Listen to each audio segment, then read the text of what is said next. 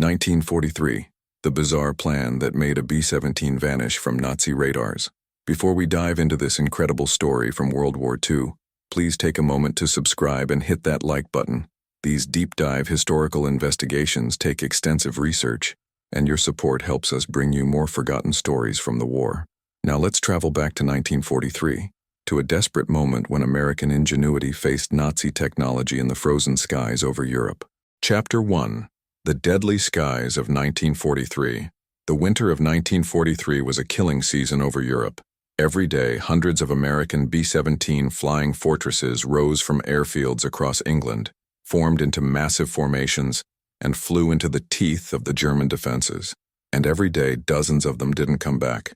The numbers were staggering and unsustainable. In some missions, the loss rate exceeded 20%.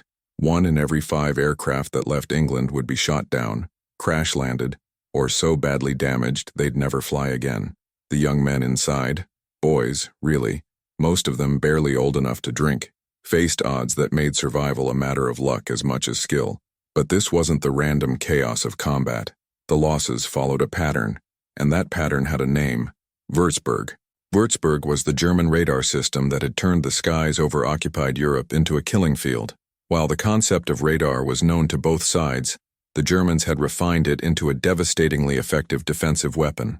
The Würzburg radar could detect incoming bomber formations from over 60 miles away, giving Luftwaffe fighter controllers enough time to vector their interceptors into perfect attack positions.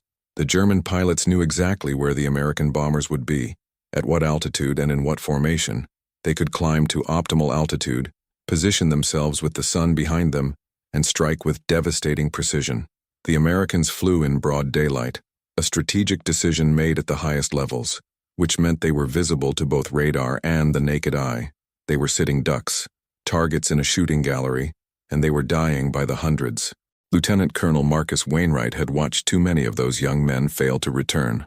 As the operations officer for the 381st Bomb Group stationed at Ridgewell in Essex, he reviewed the mission reports, counted the losses, and wrote letters to the families of boys who would never come home. He was 34 years old, ancient by the standards of the air war, and the weight of those losses was crushing him. But Wainwright wasn't just a desk officer. Before the war, he'd been an electrical engineer, working for Western Electric on long-distance telephone systems. He understood signal propagation, electromagnetic waves, and the physics of radio transmission, and he understood that if the German radar could see his bombers, there had to be a way to make them invisible. The official response from Army Air Forces headquarters was consistent: jamming and chaff, radio transmitters that could overwhelm German radar with noise, and clouds of metallic strips that could create false echoes. These were the approved, authorized countermeasures, developed by scientists and engineers in well-funded laboratories. But Wainwright had a different idea. It came to him on a freezing January night in 1943, after a mission that had lost 17 aircraft out of 72. He was standing outside the operations building, watching the ground crews prepare the surviving aircraft for the next mission, when he noticed something that would change everything: ice, specifically, frost forming on the metal surfaces of the parked aircraft. To most observers, frost on an aircraft was a maintenance problem, something that needed to be removed before flight. But Wainwright, with his background in radio engineering, saw something else. He saw a surface that scattered radio waves differently than bare metal. He saw a naturally occurring phenomenon that changed the radar cross-section of the aircraft. The idea that formed in his mind that night was bizarre, impractical, and possibly brilliant. What if they could deliberately modify the surface of a B-17 to scatter radar waves instead of reflecting them directly back to the receiver? What if they could make a 4-engine bomber, one of the largest and most visible aircraft in the sky, effectively disappear from German radar? It was a crazy idea. It had no official backing, no research foundation, no authorization from higher headquarters. It violated standard operating procedures, would require improvised materials and techniques, and would almost certainly get him court-martialed if it failed. But young men were dying. 17 aircraft in one mission, 170 crew members gone, and the official solutions weren't working fast enough. Wainwright made a decision that night. He would test his theory, quietly and unofficially, using one aircraft and a handful of trusted crew members. If it worked, he could present the results to higher command and save lives. If it failed, He would accept the consequences and hope that someone else found a better answer. He didn't know it yet, but he had just initiated one of the most bizarre and secret experiments of the air war. An experiment that would be documented in classified reports, whispered about in veteran reunions decades later, but never officially acknowledged in the public historical record. This is the story of that experiment, pieced together from mission reports, personal diaries, and interviews with surviving crew members conducted in the 1990s, before they passed away.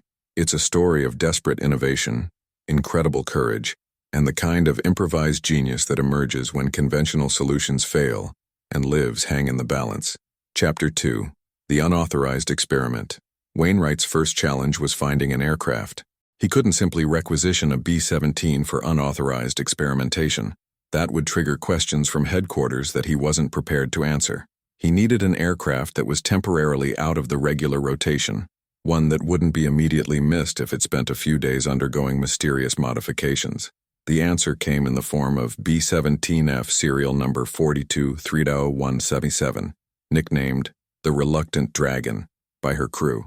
She'd returned from a mission over Bremen with significant flak damage, nothing catastrophic, but enough to require several days of repairs. The official maintenance schedule showed her grounded for at least a week. Perfect. Wainwright approached the aircraft's pilot, a 23-year-old first lieutenant named James Holloway from Kentucky. Holloway had a reputation as both skilled and slightly rebellious, the kind of pilot who followed the important rules religiously, but bent the minor ones when circumstances demanded. Wainwright needed someone who could keep a secret and wouldn't panic if the experiment went wrong.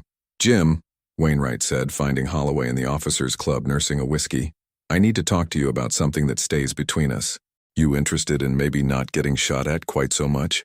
Holloway's eyes narrowed. "I'm listening."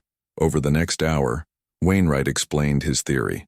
Radar worked by sending out radio waves that bounced off aircraft and returned to the receiver.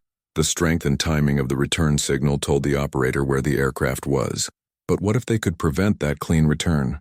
What if they could scatter the radio waves in different directions, or absorb them entirely, so that the radar receiver got only a weak, confused signal instead of a strong, clear one?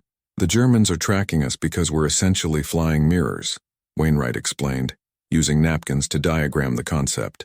"We're giving them a perfect reflection of their own signal, but if we change the surface characteristics of the aircraft, we might be able to reduce or confuse that reflection." "How?" Holloway asked. "That's where it gets weird," Wainwright admitted. "We're going to cover your aircraft in a special coating, something that will change how the metal surface interacts with radar waves." "What kind of coating?" Wainwright pulled out a small jar from his pocket.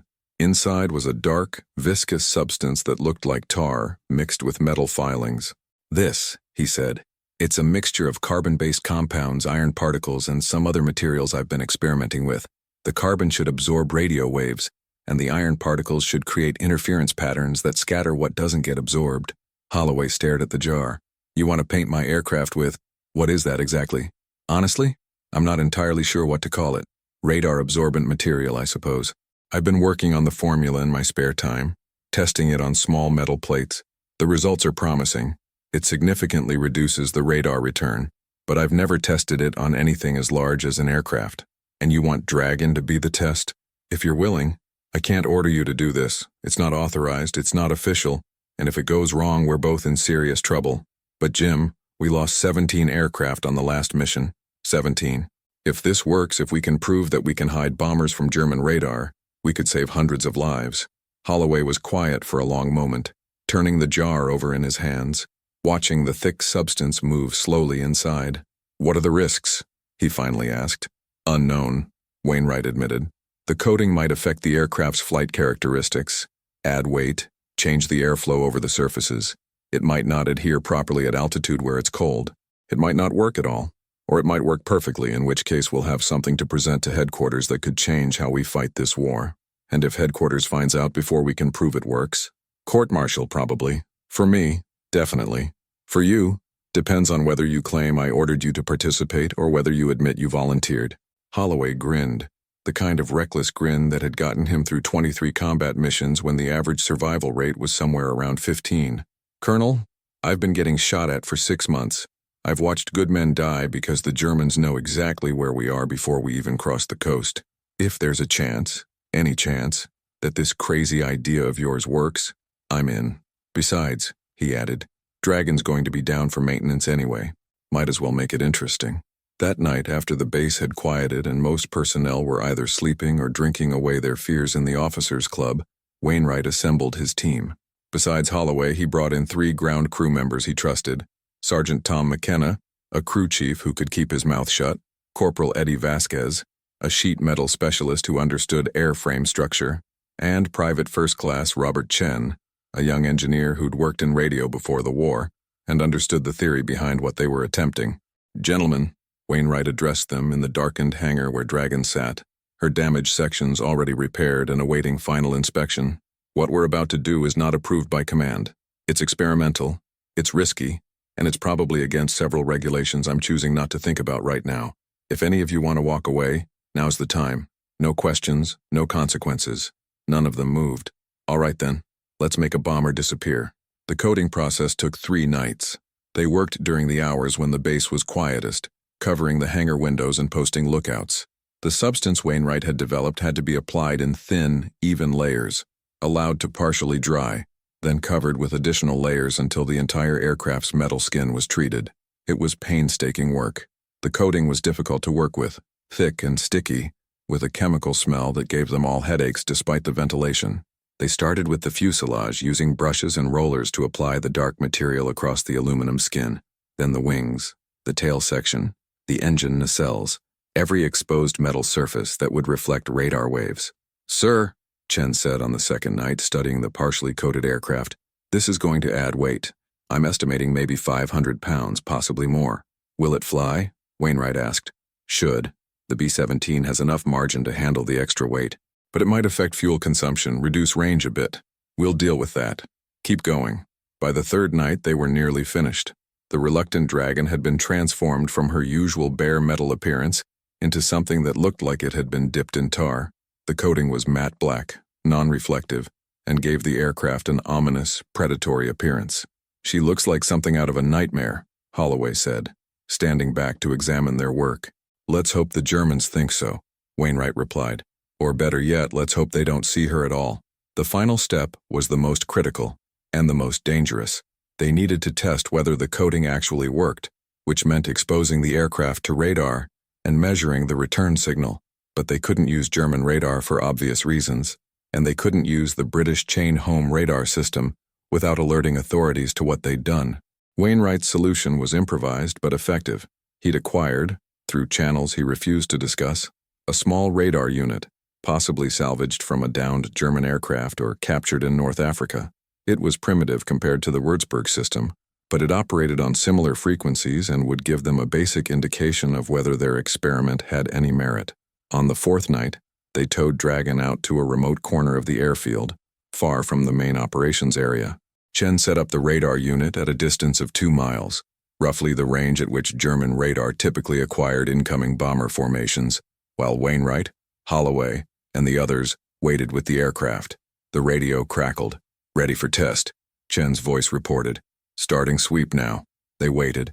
The seconds stretched into minutes. The radio remained silent. Chen, Wainwright finally called. What are you getting? Sir, I'm getting nothing. I'm getting background noise, some scatter from the buildings, but the aircraft isn't showing up. I can see it with my eyes. There's a full moon tonight, but the radar scope is empty where it should be. Wainwright felt his heart race. You're certain the equipment is working?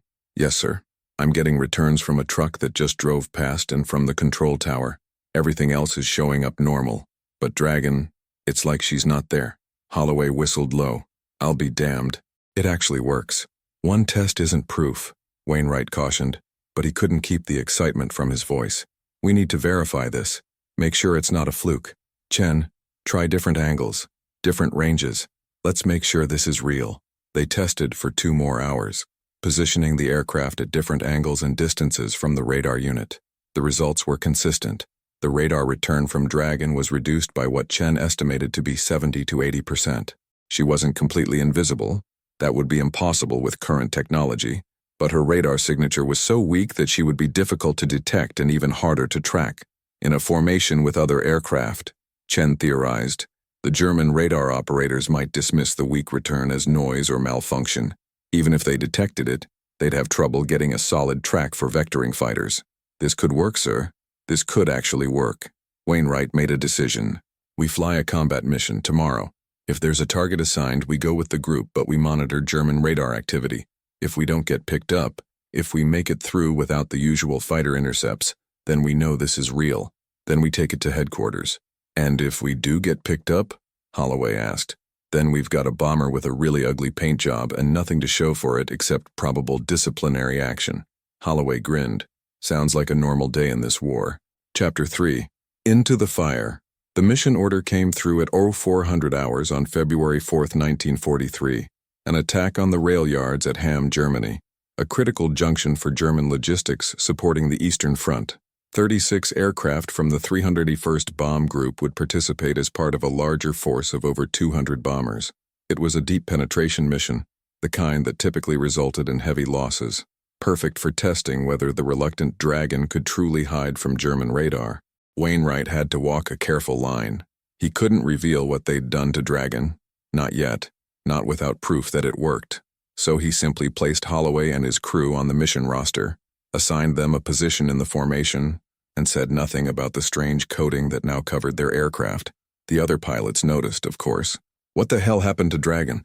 Captain Mike Patterson asked during the pre-flight briefing, pointing to where Holloway's aircraft sat on the hard stand, her matte black coating making her look alien among the bare metal bombers around her. Experimental corrosion treatment, Holloway replied with a straight face. Something the maintenance guys are testing. Supposed to protect against salt air or something. Makes her look like she's been through hell. We have been through hell in case you hadn't noticed. The briefing proceeded normally. The target was described, the route mapped out, the expected fighter resistance discussed with the usual grim resignation. Everyone in that room knew that some of them wouldn't be sitting there for the next briefing. They just didn't know who. As they walked to their aircraft in the pre-dawn darkness, Wainwright pulled Holloway aside one final time. "You don't have to do this," he said quietly. "I can scrub you from the mission. Claim maintenance issues, you've got nothing to prove." "With respect, sir, that's exactly wrong. I've got everything to prove. If this works, if we can show that coating your aircraft makes you harder to kill, every B-17 in the 8th Air Force needs to know about it. And if it doesn't work, well, it's just another mission. Either way, we're going to find out today." Wainwright watched Holloway walk to his aircraft, watched the crew climb aboard, watched the engines cough to life in clouds of blue smoke. Then he returned to the operations building to monitor the mission and wait for results. The formation assembled over England, a complex aerial ballet of dozens of heavy bombers climbing, circling, finding their assigned positions. Dragon took her place in the high squadron, slightly above and behind the main formation. From the ground, she was just another dark speck in a sky full of them. But from the German radar installations along the coast of occupied Europe, the reluctant Dragon should have been invisible. Should have been. Holloway's perspective, recorded in his mission diary and interviews conducted decades later, provides the clearest account of what happened next. We crossed the channel at 07:20 hours, 25,000 feet, clear skies. Beautiful morning, actually. You could see the white cliffs of Dover behind us and the French coast ahead like a dark line on the horizon. Weather briefing said we'd have visibility all the way to target. Great for navigation, terrible for survival. The chatter on the radio was normal. Pilots checking in, navigators updating positions, the usual nervous jokes. But I was watching our formation more carefully than I ever had before. Specifically, I was watching for signs that the Germans had detected us. Usually, you could tell when they had you on radar. The German fighters would appear at exactly the right altitude and angle for an attack. Too precise to be chance. They'd come out of the sun perfectly positioned because their controllers on the ground were feeding them vectors based on radar tracking. We crossed the coast at 0742 and nothing happened. I don't mean we weren't attacked, that came later, but there was a delay. Normally, fighters would hit us within minutes of crossing the coast. This time, we were 30 miles inland before we saw the first Bf-109s, and they seemed confused, circling, searching for us like they'd lost track. My bombardier, Lieutenant Sam Weiss, noticed it too. "Skip," he said over the intercom. "Those fighters don't seem to know where we are. They keep passing below us, then circling back." I keyed the mic. "All crew, stay alert, but don't fire unless they attack directly. Let's not help them find us." It was the strangest thing. We could see the fighters. There were dozens of them, swarming around the bomber formation, but they kept focusing on other aircraft. They'd make passes at the planes around us, but they seemed to skip past us, like they couldn't quite see us properly. I started to believe Wainwright's crazy idea was working. Then we hit the fighter line over the Ruhr Valley, and all hell broke loose anyway because there were so many fighters that it didn't matter if radar could track us individually. They were engaging the entire formation visually. But even then, I noticed something. The attacks on Dragon were less coordinated, less precise. Fighters would make a pass, break away, then seem uncertain about coming back for a second run, like they'd lost track of us in the chaos. We took some hits. A 20mm round through the port wing, some machine gun fire that punched holes in the tail section, but nothing critical. And I couldn't help comparing it to my previous missions, where the attacks had been relentless, precise, coordinated. This felt different. This felt survivable. The bomb run over Ham was textbook, straight and level despite the flak. Weiss calling out corrections, the whole formation releasing within seconds of each other. I watched our bombs fall away, watched them tumble toward the rail yards below. Then I racked Dragon into a hard left turn to get out of the flak field. The flight back was more of the same. Fighters present but scattered, less coordinated, like someone had disrupted their usual system. We lost 3 aircraft from the group that day. Bad, but not catastrophic. And Dragon came home without any casualties, with damage that could be repaired in a day. When we landed, when I shut down the engines and climbed out, Wainwright was waiting. He didn't say anything, just looked at me with a question in his eyes. I think it worked, I told him. I can't prove it, but something was different. They couldn't track us the way they usually do. Wainwright nodded slowly. Then we do it again. We need multiple missions to be sure, and then we go to headquarters. Over the next 2 weeks, the reluctant Dragon flew 5 more missions. Holloway and his crew volunteered for every available target, pushing themselves beyond the usual rotation schedule. And on every mission, the pattern held: less precise fighter attacks, fewer direct engagements, higher survival rates. The other pilots started to notice. "Holloway, you got a horseshoe up your ass or something?" Patterson asked after Dragon returned from her 4th consecutive mission without serious damage. "You're flying the same routes as the rest of us, but you're coming back looking like you went on a training flight." "Just lucky, I guess," Holloway replied. But the questions were getting harder to deflect. Wainwright knew they couldn't keep the experiment secret much longer. The unusual survival rate of one specific aircraft would eventually trigger an investigation. And more importantly, if the coding actually worked, they had a moral obligation to share the knowledge, quickly before more men died in aircraft that could have been protected. He prepared his report carefully, documenting every mission, every observation, every piece of data they'd collected. Then he requested a meeting with Colonel William Reed, the group commander. "Sir," Wainwright began, standing at attention in Reed's office, "I need to report an unauthorized experiment that I conducted. It involves modification of aircraft without proper clearance, use of materiel not in the supply chain, and operation of aircraft in a non-standard configuration." Reed's expression darkened. "This better be good, Marcus.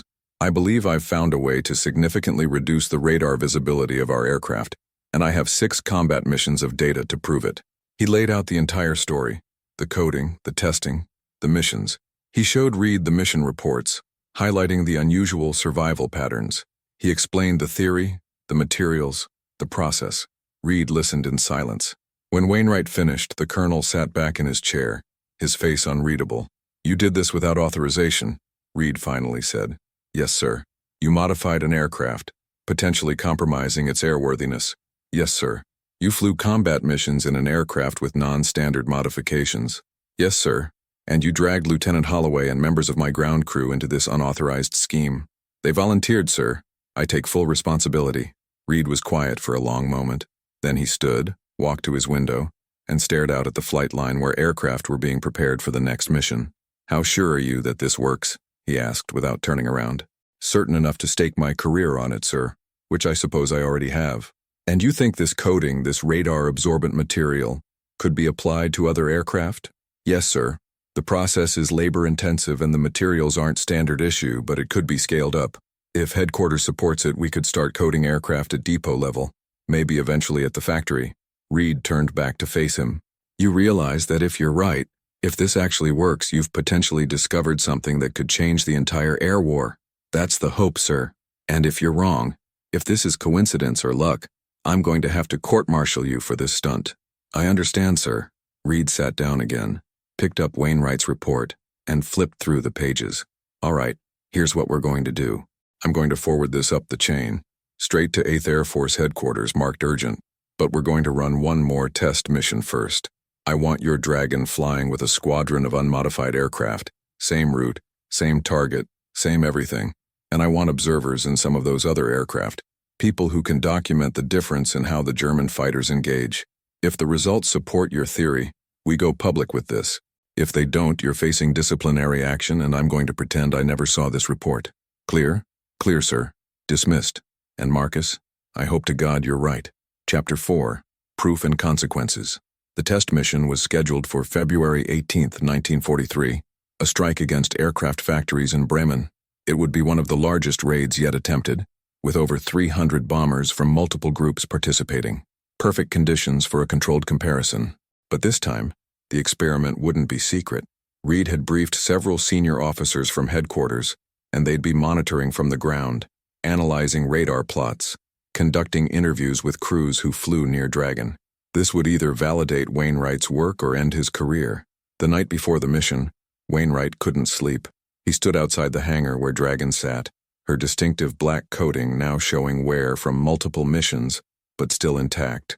Chen and the ground crew were giving her a final inspection, touching up areas where the coating had been damaged by flak or wear. "How's she looking?" Wainwright asked. "Good, sir. The coating's held up better than I expected. A few thin spots, but nothing that should affect performance. And the weight? Still within acceptable parameters?" "Yes, sir. She's heavy, but Holloway knows how to handle her. They've got enough fuel for the mission with reserves." Wainwright nodded, but his mind was racing with doubts. What if the previous missions had been luck? What if the coating had nothing to do with Dragon's survival and they'd just been fortunate with fighter assignments? What if he'd built this entire theory on coincidence and confirmation bias? "Sir?" Chen's voice interrupted his thoughts. "For what it's worth, I believe in this. I've seen the radar plots. I've run the numbers. The signature reduction is real. Whether that translates to survival in combat, we'll find out tomorrow. But the physics works. You were right about that. Thanks, Chen. Get some sleep. We'll know soon enough." The next morning dawned clear and cold. The briefing room was more crowded than usual.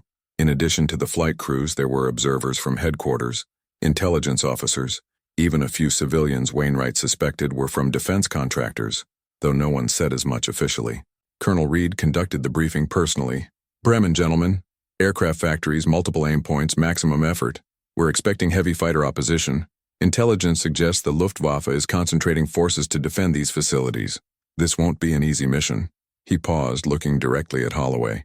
"Lieutenant Holloway's aircraft will be flying in an experimental configuration. Some of you may have noticed the unusual appearance of his B-17. Without getting into details that are still classified, that appearance is related to experimental countermeasures. Crews flying near Holloway are to observe and report any differences in enemy engagement patterns. Your observations will be critical for post-mission analysis." The other pilots looked at Holloway with new interest and, Wainwright noted, a bit of envy. If Dragon really was harder to detect, every pilot in that room wanted the same protection. The takeoff and formation assembly went smoothly. Dragon took her assigned position in the formation, and the massive aerial armada turned east toward Germany. Wainwright monitored from the operations room, listening to radio transmissions, tracking the formation's progress on the large map that dominated one wall. "Crossing the coast now," the radio crackled. "Initial fighter contact, multiple bandits, high, and to the south." This was it.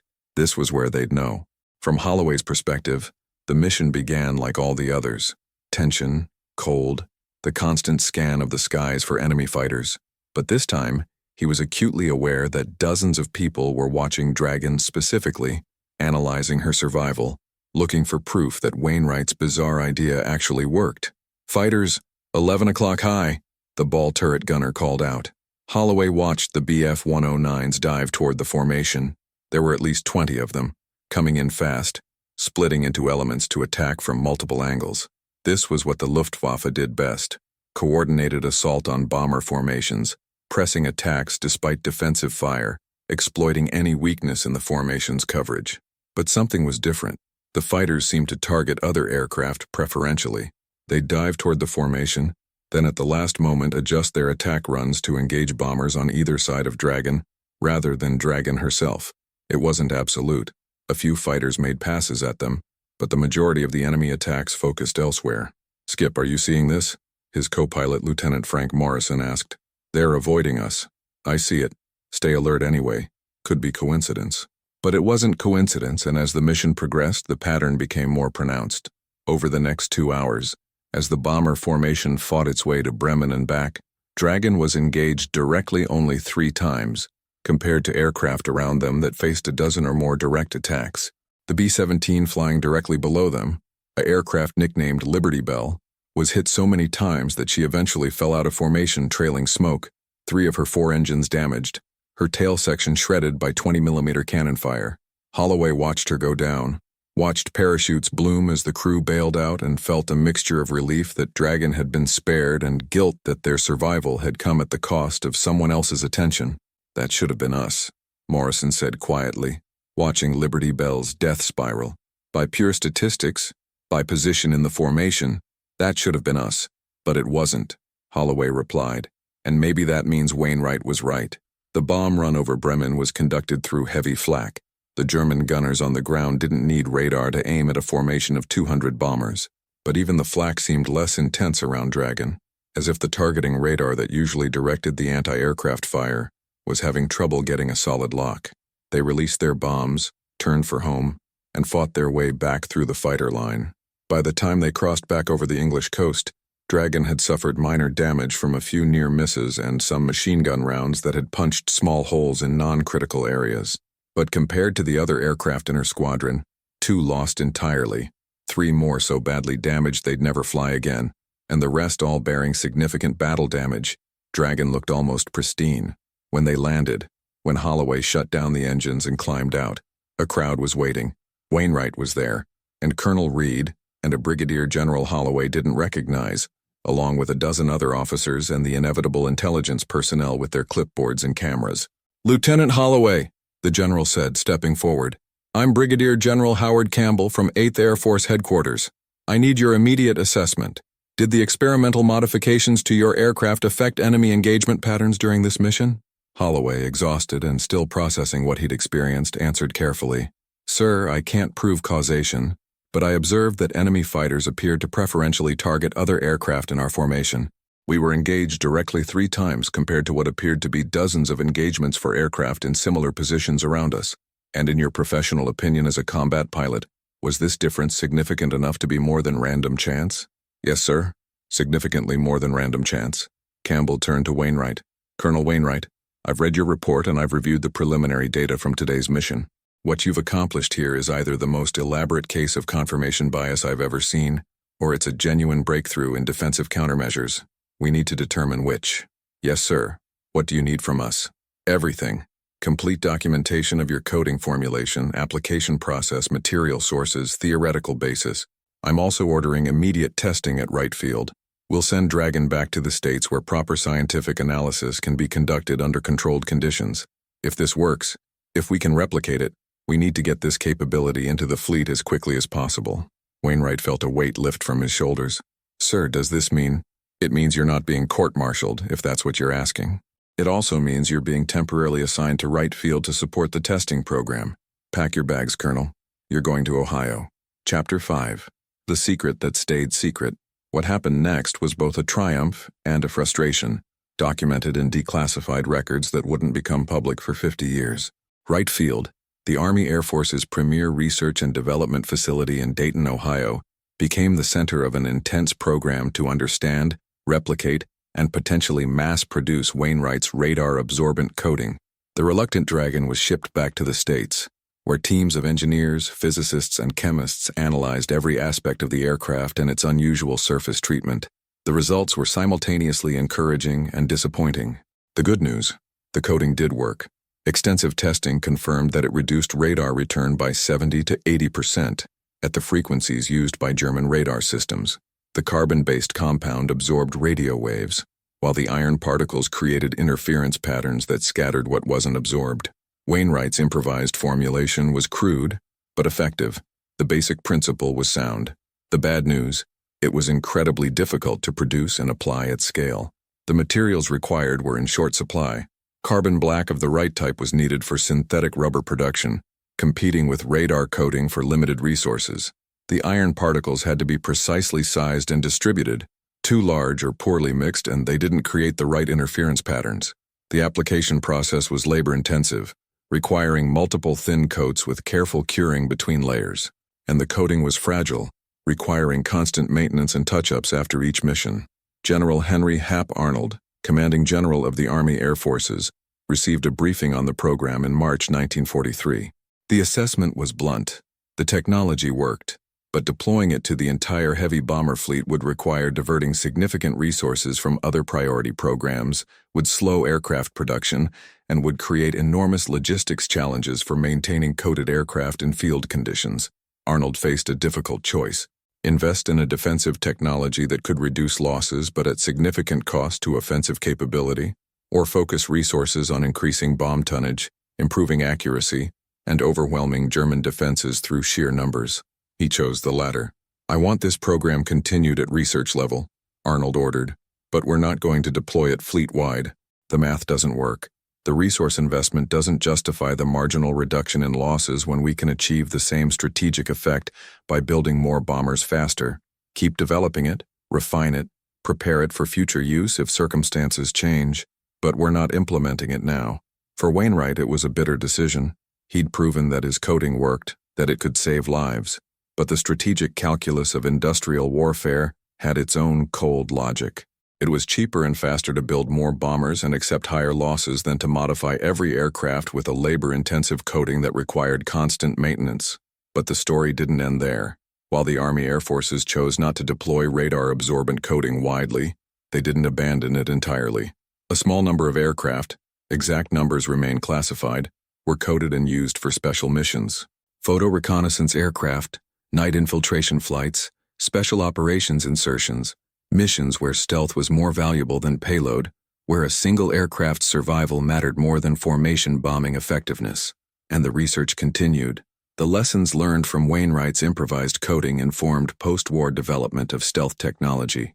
When the U-2 spy plane was developed in the 1950s, radar-absorbent materials were part of its design from the beginning. When the SR-71 Blackbird pushed the boundaries of speed and altitude in the 1960s, it incorporated sophisticated coatings that scattered and absorbed radar waves. And when the F-117 stealth fighter flew combat missions in the 1980s, it represented the culmination of research that had begun with an engineer standing in a cold English night in 1943, watching frost form on a bomber and having a crazy idea. But during World War II itself, the impact was limited. The reluctant Dragon flew a few more combat missions in her coated configuration before being retired to Wright Field for testing. Holloway and his crew were reassigned to a new aircraft, bare metal, standard configuration, and continued flying missions with the usual risks. Several of them didn't survive the war. Wainwright spent the rest of the war at Wright Field, working on advanced countermeasures programs, always wondering if his coating could have saved lives if it had been deployed more widely. After the war, he returned to civilian life, working for defense contractors on classified programs he couldn't discuss. He died in 1967, his name appearing in no public histories of the air war, his contribution known only to a small circle of researchers and intelligence officers. Chapter 6. The Legacy. The story of the reluctant Dragon and her experimental coating remained classified for decades. Mission reports were sanitized to remove references to the coating. Photographs showing the aircraft's distinctive appearance were restricted. Personnel who had been involved were instructed, sometimes subtly, sometimes bluntly, that discussing the program could violate national security, even after the war ended. Why the secrecy, especially after the war when the strategic circumstances had changed completely? The answer lies in the nature of the technology itself. While Wainwright's specific formulation wasn't deployed widely, the principle behind it, using materials and surface treatments to reduce radar visibility, remained militarily significant. The Cold War was beginning, and both the United States and the Soviet Union were developing advanced radar systems. Any information about radar-absorbent materials, even relatively crude World War II-era coatings, could provide valuable insights to adversaries. So the story stayed secret, until the 1990s, when the gradual declassification of World War II records began revealing programs and operations that had been hidden for half a century. Historians researching the air war over Europe began finding references in mission reports to an aircraft with unusual survival characteristics. Intelligence assessments mentioned reduced radar returns from certain B-17s without explaining why. And eventually, researchers at the Air Force Historical Research Agency at Maxwell Air Force Base in Alabama located the full documentation of the Dragon program, classified files that told the complete story of Wainwright's experiment. Interviews with surviving participants added human detail to the documentary record. James Holloway, retired as a colonel and living in Kentucky, was finally able to discuss missions he'd flown but couldn't talk about for 50 years. Robert Chen, who'd gone on to a distinguished career in aerospace engineering, provided technical context for what they'd accomplished. Tom McKenna, Eddie Vasquez, and other ground crew members shared their memories of working through cold nights to coat an aircraft in a substance they didn't fully understand, trusting that it might save lives. And gradually, the story became public. Not widely known, it remains an obscure footnote in air war history, but documented and acknowledged. Modern stealth technology bears little obvious resemblance to Wainwright's crude carbon and iron coating. The B-2 stealth bomber and F-22 fighter use sophisticated shaping, advanced radar-absorbent materials, and electronic countermeasures that would seem like science fiction to World War II engineers. But the principle is the same. Reduce or scatter radar returns to make aircraft harder to detect and track. Every time a modern stealth aircraft flies a combat mission undetected by enemy radar, it's validating the basic insight that Wainwright had standing in that cold English night in 1943. If they can't see you on radar, they can't shoot you down as easily. Epilogue. What we can learn. The story of the reluctant dragon offers several lessons that remain relevant today. First, innovation often comes from unexpected sources. Wainwright wasn't a radar specialist or a materials scientist. He was an electrical engineer who happened to understand signal propagation and had the insight to connect frost on aircraft surfaces to radar cross-section reduction. The most significant breakthroughs sometimes come from people who bring fresh perspectives to old problems. Second, bureaucratic approval isn't always necessary for initial experimentation. Wainwright's unauthorized project violated regulations and could have ended his career, but he believed the potential benefit, saving lives, justified the risk. In wartime especially, there's sometimes value in trying novel approaches without waiting for official sanction, as long as the risks are carefully managed. Third, even successful innovations may not be immediately adopted. Wainwright proved that his coating worked, but strategic considerations, resource allocation, logistics, production priorities, led to a decision not to deploy it widely. Success in proving a concept doesn't automatically translate to successful implementation. Context matters, and sometimes good ideas are ahead of their time or don't fit current constraints. Fourth, secrecy can hide important history. This story remained classified for decades, meaning that historians, aviation enthusiasts, and the general public had an incomplete understanding of air war innovation. How many other stories remain hidden in classified archives? How much of what we think we know about history is incomplete because significant pieces are still secret? And finally, wartime produces innovation at an accelerated pace. The desperate circumstances of combat, the immediate life or death stakes, the pressure to solve problems quickly with limited resources, these conditions can drive creativity and innovation in ways that peacetime rarely matches. That's not an argument for war, but it is recognition that extreme challenges sometimes produce extraordinary responses. The reluctant dragon herself survived the war, but barely. After her service as a test bed at Wright Field, she was eventually scrapped in 1945, cut up for metal like thousands of other wartime aircraft no longer needed. No museum preserved her. No photographs adequately captured her distinctive appearance. The physical evidence of Wainwright's experiment was destroyed, but the idea survived. The principle survived. And in a direct line of technological descent, that crude coating applied in a dark hangar in 1943 led to the sophisticated stealth technology that gives modern air forces their decisive advantage. Lieutenant Colonel Marcus Wainwright never received public recognition for his work. No medal, no commendation that mentioned the coating program, no historical marker at Ridgewell where his group was stationed. When he died in 1967, his obituary mentioned his wartime service but gave no details about his specific contributions. But in the classified world of defense research, in the laboratories where stealth technology continued to evolve, his work was remembered. Engineers working on the Have Blue project that led to the F-17 studied the World War II radar-absorbent material research. Designers of the B-2 bomber referenced the early experiments in radar cross-section reduction. The technology evolved enormously, but the foundational insight that you could engineer materials and surfaces to control radar returns came from people like Wainwright, who had the insight and courage to try something bizarre and unproven. Today, if you visit the National Museum of the United States Air Force in Dayton, Ohio, you can see examples of stealth aircraft, the F-17, the SR-71, even test articles from experimental programs. None of them mention the reluctant dragon. None of them reference Wainwright's coding, but they're all descendants of that frozen night in January 1943, when an engineer looked at frost on metal and had an idea that seemed crazy. What if we could make a bomber disappear? It turned out you could. Not completely, not perfectly, but enough to matter. Enough to save some lives, to inform future development, to add one more tool to the arsenal of innovation that helps determine the outcomes of conflicts. The bizarre plan that made a B-17 vanish from Nazi radars wasn't the war-winning breakthrough that Wainwright hoped for, but it was a step forward, a proof of concept, a demonstration that conventional wisdom could be challenged and sometimes overturned by people willing to think differently and take risks. And in the long run, that might be the most important legacy of all. Not the specific technology, but the example of innovative thinking, careful experimentation, and the willingness to try something bizarre if it might save lives. The skies over Europe in 1943 were a killing field. Every edge mattered. Every innovation that might reduce losses, even slightly, was worth pursuing. Wainwright pursued one such innovation, proved it worked, and in doing so contributed to a technological lineage that continues today. That his contribution remained secret for decades doesn't diminish its significance. The best military innovations often work best when adversaries don't know about them. But now we know. And knowing this story adds another dimension to our understanding of the air war, of innovation under pressure, of the countless small advances that collectively determined outcomes of the largest conflict in human history. The reluctant dragon vanished from Nazi radars in 1943.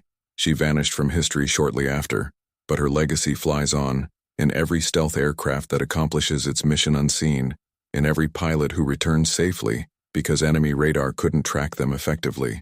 That's the real story, not just about one aircraft and one experiment, but about the enduring human capacity for innovation in the face of dire necessity. The capacity to look at a problem everyone accepts as unsolvable and ask, what if there's a different way? Sometimes there is, and sometimes finding that different way changes everything. Thank you for watching this deep dive into one of World War II's most fascinating forgotten stories. If you enjoyed this historical investigation, please like and subscribe for more content exploring the hidden innovations, secret programs, and untold stories of the war. The story of the reluctant dragon reminds us that history is richer and stranger than we often realize, that innovation can come from unexpected places, and that sometimes the most important contributions remain hidden for decades before the full story can be told. What other secret programs and hidden innovations from World War II would you like to see covered? Share your thoughts in the comments below. Until next time, remember, the past is never as simple as it seems, and there are always more stories waiting to be discovered.